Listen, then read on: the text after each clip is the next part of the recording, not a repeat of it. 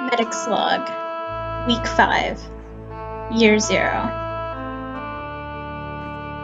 Just to take a quick glance at the community bulletin, we have added since last time a tag. We've updated this one since originally it said continue curing our fellow villagers, but we've cured everyone we could in the village, so that was accomplished. And so now we're just going to be curing any revenants that we encounter. And I'm calling them revenants because maybe I haven't explained, my internal explanation and classification system for these zombies just yet. But there's two here. We'll start mining we'll start chopping down trees while I explain this. There's two types of zombies. That's pretty obvious. There's the kind that they look kind of the same. They are indistinguishable and frankly extremely creepy.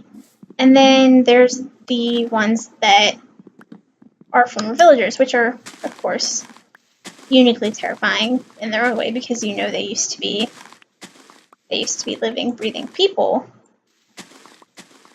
But I've been calling the generic, I guess, for lack of a better term, the ones that we don't know where they came from.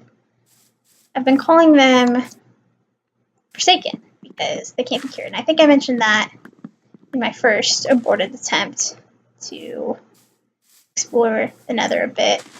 But then the ones that can't be cured are revenants, which is basically just another word for zombie, but it's more like a specific subclassification of it, right?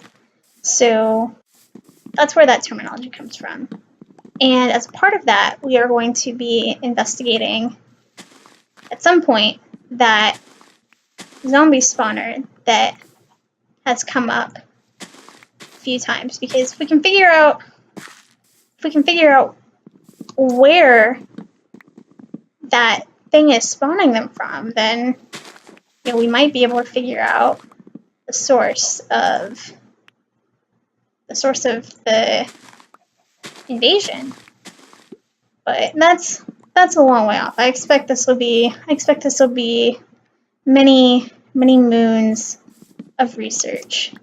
And then the other thing that we added to the community bulletin is it's more minor detail stuff, just kind of keeping track of the different buildings that some of the villagers have discussed when we were in the clinic together. So we've got a library. The primary requesters of that should be obvious. And we've got a wizard's tower because apparently, clerics like to be doing their magic in a proper wizarding style tower. And I don't even know where they got this mental image of what a wizard tower should look like from. But not gonna question them because they have been through quite an ordeal. And they also, here's the thing, they also want a temple, which none of this is gonna happen super soon, but it will be coming eventually. And then there are other things that I don't think I've officially added, but they're just kind of my personal desires to explore the world more, learn more about the cause of this whole situation if I can.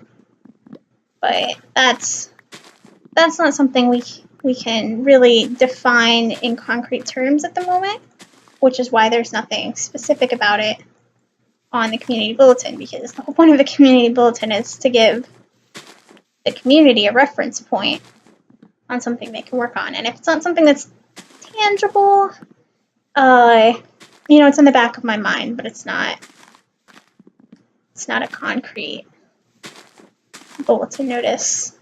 This is an enormous tree, by the way. I can't even tell if I've gotten all the logs. Well, I guess I can. Oh, there's another one.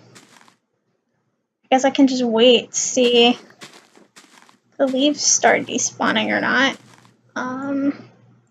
Yeah, I'm gonna have to do that because I've been up there for, I feel like, ages now.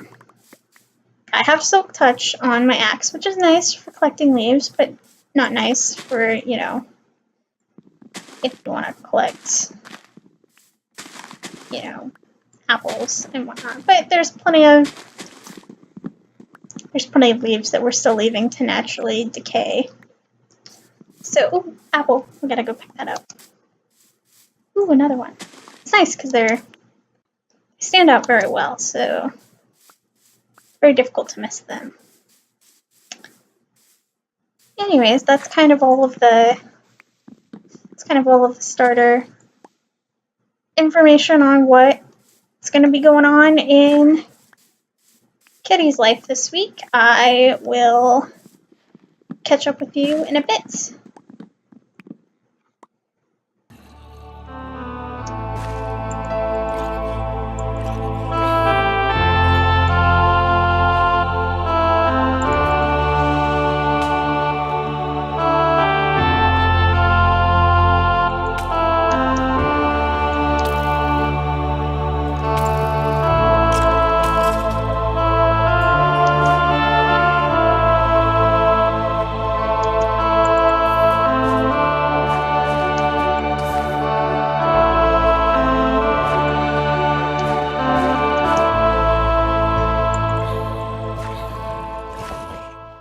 You might notice I am currently stuck in a block, and that is due to a glitch in the game which counts half slabs and stairs apparently as transparent blocks. So previously, when I was discussing the case of the burning villagers, I blamed it on the windows, but apparently the actual culprit can be attributed to a glitch, essentially, that causes stairs and half slabs to be registered as though they are transparent blocks as well. So it's like the zombie is getting hit by direct sunlight.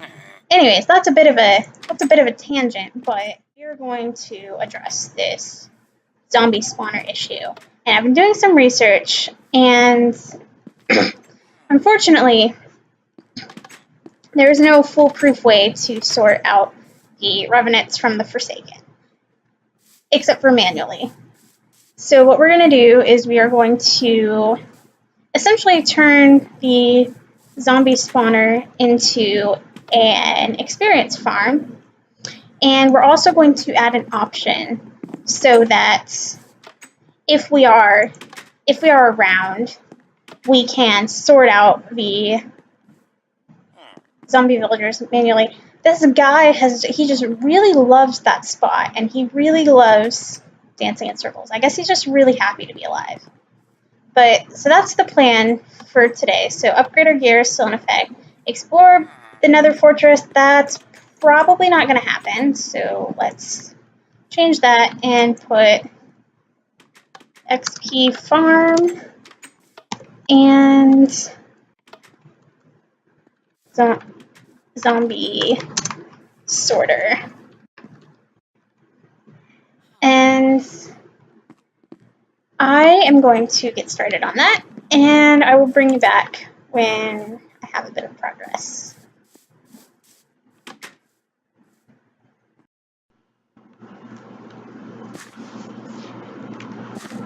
Just a bit of an update. I have dug out most of the area, and right now I am just filling in the walls and such. And I have found a use for those vines. I've been using it to make mossy stone bricks, and I don't have quite enough to cover the entire floor, but that's okay because I don't think it looks good with, because this is going to be covered with water, but I don't think it looks that great with the entire floor mossy, so we'll dig out some, that's a bit too big. We'll dig out some veins of regular stone brick. So hopefully it looks relatively natural, because this place is, you know, a gross, wet cave with monsters and all sorts of things. So it makes sense that a lot of moss would have grown over the years. I mean, not that this place has been around for years, but it makes sense that the moss would be there. And I'm really liking the way it's looking so far, but I'm going to take a bit of a break from Minecraft because I'm finally feeling well enough today that I can actually leave the apartment and, you know, go sit at the pool and not swim. There's no way I could swim yet, but, you know, go sit at the pool, read a book, and relax. So that's what I'm gonna do. It's not what my original plan for this week was. I was actually, for those of you who are interested in that sort of thing, the San Francisco Pride Parade is today, and I was originally going to be marching in that with my friends, but alas, 'twas not to be. So I'm gonna go relax at the pool and probably torch this in there. Probably work on this again sometime later today. So till then, I shall keep on keeping on. Alright, so we've got the basic box cut out for the small farm, and it's all decorated. And you might be asking, Kedi, why are you bothering to decorate this? No one's ever gonna see it. And that's kind of true. No one will see it once we're finished with this. But I really enjoy piecing things together in a realistic fashion. And I think in the context of this spawner, it makes a lot of sense to have what is essentially a dungeon built around it with, moss on the ground, some cracks because it's old and scary. And then another thing is we don't know what we're going to do nearby in the future. And so, if we do end up building something around here, we'll be able to see it from the outside. So yes, while it doesn't have any immediate use, I find it really relaxing to build things like this. So that's why I've been doing that. And then I also just kind of went ahead and widened this a little bit because we'll eventually build a tunnel, and I might get to that today, I might not. But for now, this is just I was just clearing this out on my way back from one of my mini trips back to the village to restock. I have used basically all of my vines, but that's fine because I think the end result is well worth it. And from here, we're going to actually start, building the part of the farm that's going to kill the mobs and add in the sorter. So I'll get back to you when I have some progress on that front.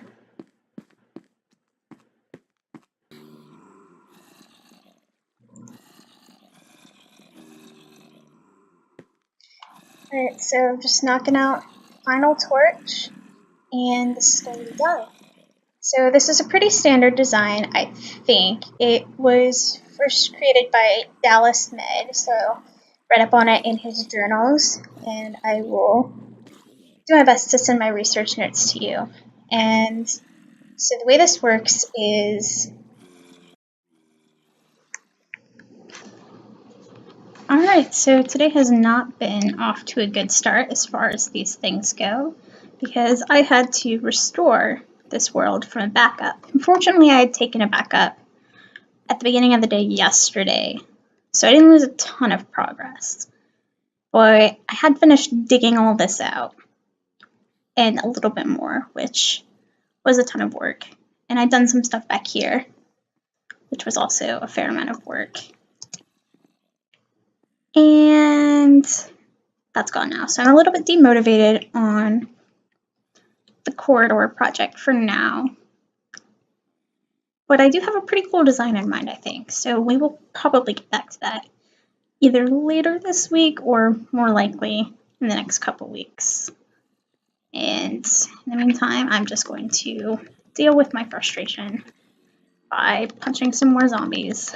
So I've just been beating zombies up with steak. It's very, very stress relieving, I gotta say. Especially when they, like, it's kind of a game. You can just keep the guy in the air as long as possible when they have armor on and such. But that's not all I've been doing, although that has definitely been very satisfying. I dug this out today, and let me tell you, that ceiling took quite a bit of time. And the whole purpose of this room is eventually, probably next week, this is going to get turned into an enchanting area, a storage area for drops from the farm, and then there'll probably be an AFK spot like around here where we can glare at the zombies to our heart's content. And oh yeah, I put phrases on all of the signs. I know nobody will ever read them. My favorite one is this one down here, which this is, for those of you who aren't familiar with this particular XP farm design, this is the secondary baby zombie filter. So when they first come out, right here, it's completely covered up, you can't see it. Right below there, basically, there's a bit of lava that most of the baby zombies get pushed into. And some of them manage to sneak their way up to the first source block in the water elevator. Those ones get pushed down here into this lava pit. So the phrase I chose was, "A flower bloomed, already wilted." So the wilted flower, of course, being the baby zombie. A lot of them are just like sayings like that. I put a poem up at the top that I really like, and some of them are just silly phrases. A lot of them are just random quotes about death that I thought fit well with the theme. And again, it's not something that most people are ever going to see, but it's little details like that that make me smile, and I hope they make you guys smile too. So I'm actually probably gonna wrap it up for this week here, because I'm gonna have to scrap a lot of the footage I recorded, I'm pretty sure, but I've gotten a lot done. It's mostly been digging, but you know, we built this XP farm, which is the first XP farm I've ever built. And we attempted to, well, we did build a villager sorter. We just did not build it in the location that we wanted to. I have some ideas on how I want to move that to get it so that it's, you know, in a location that we're still in range of the spawner. But if you have any suggestions on that front, let me know, because you guys, at least so far, from the couple comments I've gotten, you guys tend to be much more knowledgeable in these areas than I am. I just do my best to learn from others, and I think that's what everyone does. And I want to learn from you guys too. So let me know what you think of this so far. And till then, I'll just keep on keeping on. I got a bit caught up this week in the research I was doing. And while I'm not going to argue that what I'm doing wasn't important in the long run, I did forget one crucial thing. I forgot that the village was not perfectly defended. And as a result, several villagers were killed in the ensuing battle. The blacksmith was the one I knew the best out of them. I've already told you a bit about the kind of personality he was shaping up to have, but additionally, we lost the fisherman, and we lost one of the librarians, the one that I talked about just this episode as being so happy to be alive. And it's hard. It's hard facing setbacks like that, undeniably. But one thing that we have to remember in this process is that all of us, we're only human, and sometimes we're going to make mistakes. We're going to forget. We're going to forget something. We're going to forget that while we've done our best, our village is protected by a perimeter and is not perfectly lit to be safe, to be left unattended. And I forgot that. And that hurts. But it's something that it's happened. Can't do anything about it now, but this is just a small memorial. Maybe someday we'll turn it into a grand overlook, but it has a view of the city, and it has a view of the ocean. So I think the fisherman especially, who was so excited to be able to get back to his passion as he slowly was regaining his sense of self, would be happy with that. And I think what's important moving forward is that we don't let their deaths be in vain, and we don't let it stop us. So we have one more task for us to do today. He looks like he might be a blacksmith too, which would be ironic in a way, but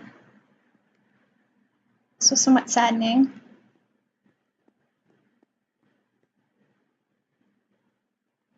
I decided to cure him in the mine shaft because my thought process is better cured and safe inside than burned alive outside, but we shall see. Maybe he'll be cured before we get to the trap, I'm not sure.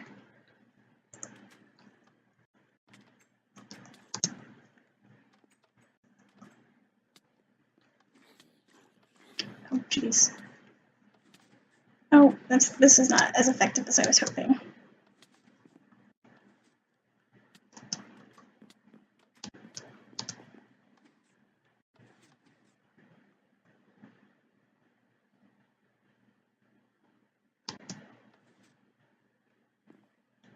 Well, I guess that works as good as anything.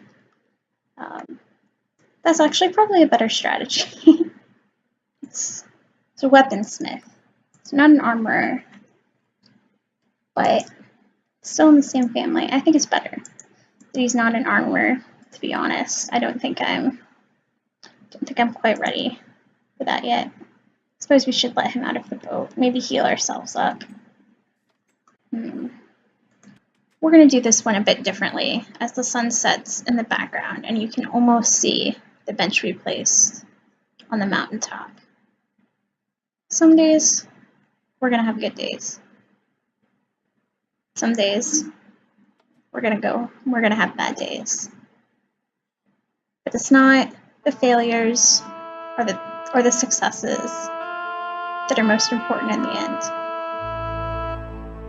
It's the courage to continue that counts. So, until I'm able to find you, carry on.